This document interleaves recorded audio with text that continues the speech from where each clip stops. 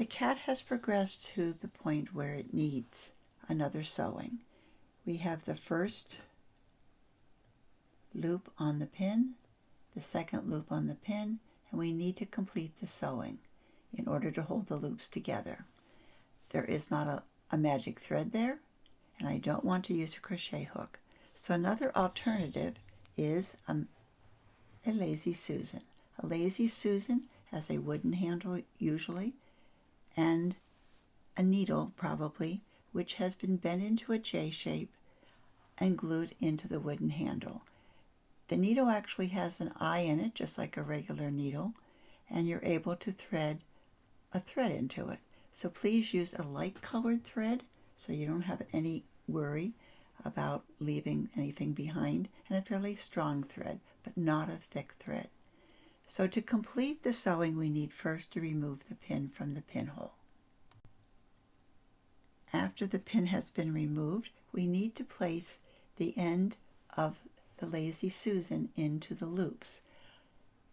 Place some pressure on the thread so it doesn't fall all over the place, and you want to place the Lazy Susan into these two loops. There's one loop and two loops.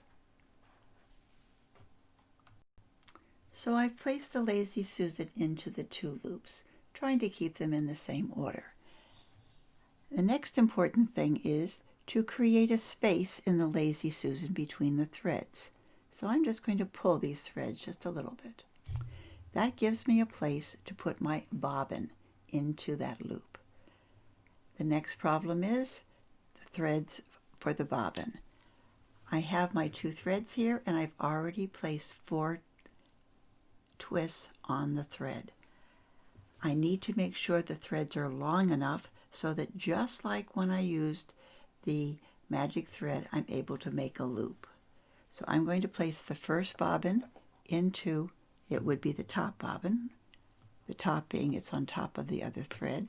I'm going to place it into the Lazy Susan. I have a loop from that same thread, which I keep behind.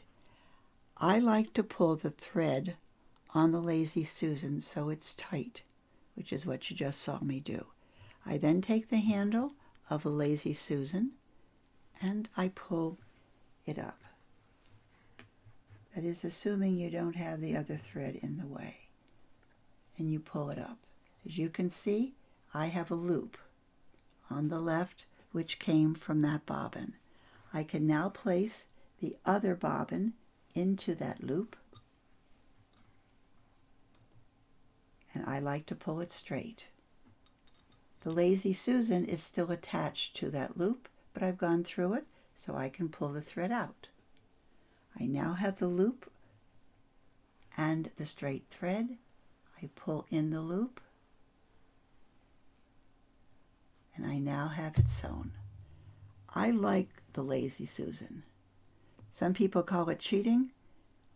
I call making sure I don't lose anything. So give it a try. Remember, I now need to do 4 twists and go back and complete the rest of the piece. There won't be anything else that we need to do until we get right up to the end. You've had all the other things that we need. So stop right when you get about here, and we'll talk about the end. Stop.